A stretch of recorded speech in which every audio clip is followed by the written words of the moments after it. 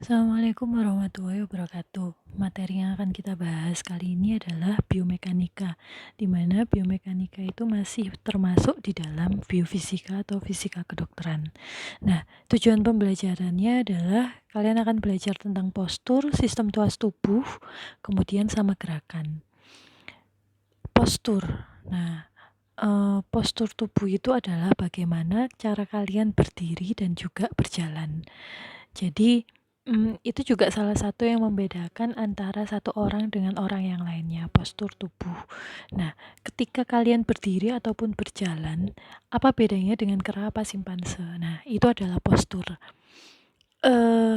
Ekstremitas tangan sama kaki itu adalah anggota gerak utama, itu juga yang menyusun postur tubuh kita. Organ utama yang ada di dalam biomekanika ini adalah otot sama rangka, di mana otot sama rangka ini dia yang membentuk sistem lokomotoris. Otot itu adalah jaringan kontraktil dengan gaya elastis, di mana gaya elastis ini mirip seperti gaya bekas. Ada yang namanya gaya recoil. Gaya recoil itu adalah gaya kembali ke bentuk semula, di mana sifatnya adalah ketika dia semakin diregang, maka semakin besar gaya reaksi yang dikeluarkan oleh otot. Ini sesuai dengan hukum Frank Starling. Jadi kalau kita ngomong tentang biomekanika, terutama adalah tentang gaya bekasnya atau recoilnya, kita ngomong tentang hukum Frank Starling. Hukum Frank Starling ini dia tidak hanya ada pada otot saja, dia juga ada di jaringan kontraktil lainnya seperti kolagen yang ada di kulit dan juga penyekat antar alveolus. Cuman karena kita ngomong tentang biomekanika, maka kita akan lebih banyak ngomong tentang otot. Nah, biomekanika tubuh manusia itu dapat dipandang berdasarkan dua fungsi utamanya. Jadi, pada saat diam dan pada saat bergerak. Nah, kalau pada saat diam, stabilitas statis, itu kita akan ngomong tentang sistem tuas tubuh. Sistem tuas tubuh, tahu tuas kan ya? Tuas itu apa yang menyangga. Jadi bebannya di mana, kemudian penyangganya di mana. Nah, sistem tuas tubuh manusia itu dia ada 3. Sistem tuas yang pertama, di mana pengumpil itu berada di antara gaya berat sama kontraksi otot. Contohnya adalah ketika kalian berdiri dengan kepala tegak. Nah, di mana berat kepala itu dia direspon oleh gaya dari sekumpulan otot penyangga kepala dan leher. Gambarnya seperti ini. Nah, jadi di sini adalah pengumpilnya, kemudian ini adalah beratnya, dan ini adalah kontraksi ototnya. Pada bayi, kemampuan untuk menegakkan kepala ini sangat ditentukan oleh kontraksi otot atau tonus ototnya. Kan berat kepala itu pada bayi dia lebih berat daripada kontraksi ototnya. Jadi kontraksi ototnya masih belum bisa menyangga berat kepala bayi, sehingga dia pasti akan susah. Itulah kenapa kalau pada bayi itu dia baru bisa, kalau bahasa Jawanya namanya adalah nyonggo gulu. Nah, nyonggo gulu itu kurang lebih sekitar usia 3 bulanan. Itu pada saat itu tonus ototnya, kontraksinya sudah cukup untuk bisa menyangga berat dari kepalanya. Nah, ada suatu keadaan di mana berat kepala ini sangat berat sekali, terutama pada penderita hidrosefalus. Hidrosefalus itu adalah pembesaran kepala. Jadi ada peningkatan cairan otak sehingga berat kepala menjadi lebih berat. Nah, keadaan ini akan bisa menyebabkan nyeri kepala. Kenapa nyeri? Karena kontraksi otot yang berlebihan itu juga bisa menyebabkan nyeri. Itu salah satunya. Selain pada penderita hidrosefalus, nyeri itu juga bisa terjadi pada penderita tumor kepala, meningitis, dan tension headache. Kurang lebih prinsip biomekanikanya seperti itu. Terjadi kelainan pada sistem tuas pertama. Kalau pada sistem tuas kedua, itu yang ada di tengah itu adalah gaya beratnya. Kalau tadi kan pengumpilnya, kalau ini tuas kedua itu yang ada di tengah itu adalah gaya beratnya. Nah, ini adalah keseimbangan pada saat kalian jinjit atau bertumpu pada ujung jari kaki. Jadi ujung jarinya ya kalian jinjit itu, nah itu kalian pakai aplikasi dari tuas kedua, di mana Contohnya adalah pada balerina. Nah, pada balerina itu kan dia bisa jinjit. Nah, itu ototnya M-nya itu adalah pakai gastrocnemius sama tendon Achilles. Di mana gastrocnemius sama tendon Achilles ini dia merespon berat badan tubuh dan diproyeksikan tepat di tengah. Apabila ada pergeseran proyeksi berat badan ke depan, contohnya pada orang dengan obesitas sentral atau pada orang hamil yang perutnya membesar itu, Dek. Nah, itu proyeksi tubuhnya dia tidak bisa di tengah. Karena dia tidak bisa di tengah, maka otomatis kalau misalkan dia jinjit, dia pasti akan jatuh ke depan. Cenderung jatuh. Nah, ini. Jadi, gaya beratnya ada di tengah, pengumpilnya ada di ujung, dan ini adalah massa ototnya. Jadi, ototnya itu adalah yang di sini, gastrocnemius sama tendon Achilles.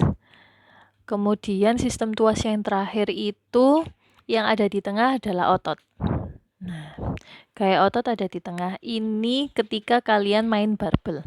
Jadi diamati ketika lengan atas menahan beban yang diletakkan di telapak tangan. Kemampuan menahan ini bergantung pada kontraksi otot bisep. Nah, sehingga sebentar. Nah, gambarnya seperti ini. Jadi yang ada di tengah ini adalah massa otot. Nah, massa ototnya. Ini adalah aplikasi dari sistem tuas ketiga. Nah, postur, tadi sudah sempat kita bahas sedikit. Postur itu adalah stabilitas gerak tubuh saat berdiri di atas dua kaki. Postur ini sangat dipengaruhi oleh beberapa faktor. Yang pertama adalah ruas tulang belakang, kemudian otot paraspinalis atau otot punggung, dan proyeksi berat tubuh. Nah, ini kita juga pakai tuas kedua, di mana dalam mendukung kemampuan berdiri tegak itu membutuhkan keseimbangan. Tuas pertama,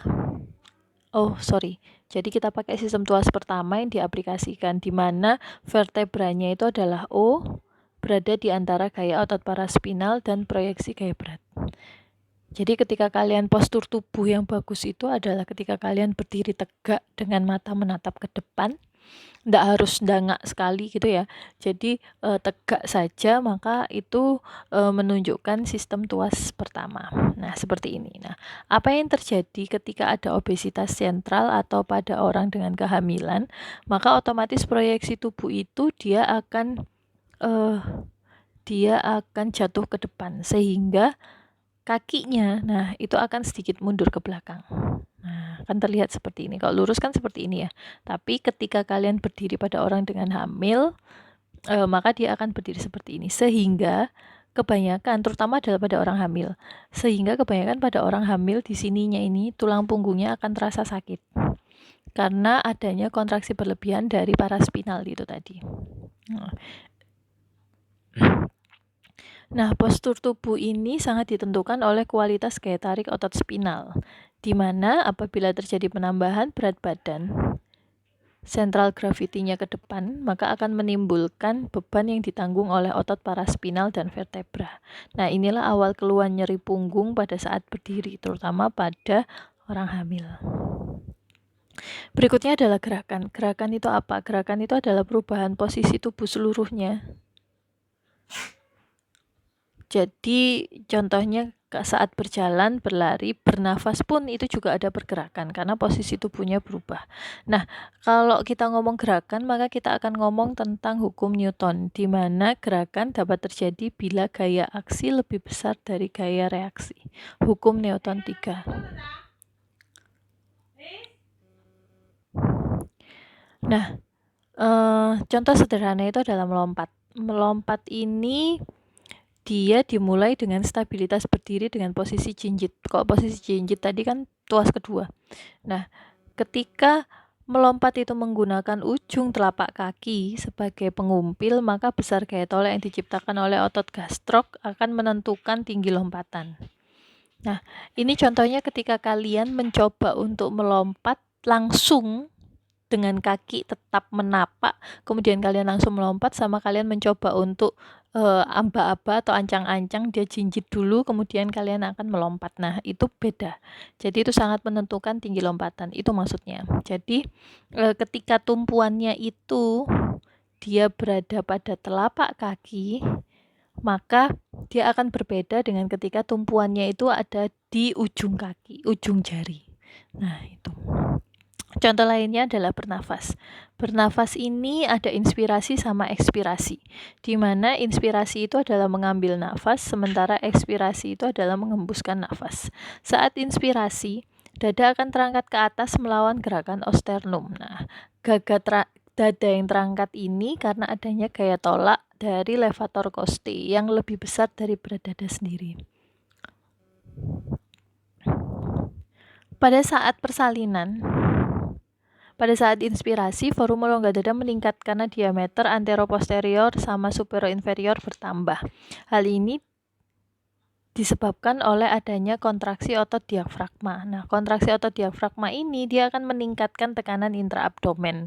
Nah, tekanan intraabdomen yang meningkat ini dia akan sangat membantu pada saat proses persalinan. Itulah kenapa pada ibu-ibu hamil dia disuruh untuk senam hamil. Nah, senam hamil itu salah satunya adalah untuk senam pernafasan. Fungsinya apa? Membantu. Jadi peningkatan tekanan intraabdomen itu akan membantu melancarkan persalinan. Itu maksudnya. Nah, keberhasilan ini bergantung pada gaya dorong yang diciptakan oleh kontraksi otot diafragma pada saat inspirasi. Pada posisi berbaring, gaya gesek berlawanan arah dengan gaya dorong yang besarnya maksimal. Nah, sehingga bila posisi partus itu dalam keadaan tidur telentang, maka proyeksi gaya berat membentuk sudut 0 atau 180 derajat. Yang nantinya ini akan membantu untuk memaksimalkan gaya dorong dari diafragma. Kalau misalkan dalam keadaan duduk gimana? Bisa, enggak apa-apa. Tapi kemungkinan tekanannya itu akan salah. Dia tidak hanya mengeluarkan janinnya saja, juga pasti tekanan yang terlalu besar itu dia akan merobek jalan lahirnya juga. Jadi itu berbahaya. Nah, itu untuk yang biomekanika. Oke. Sekian dulu, nanti kita lanjut di biolistrik. Terima kasih. Wassalamualaikum warahmatullahi wabarakatuh.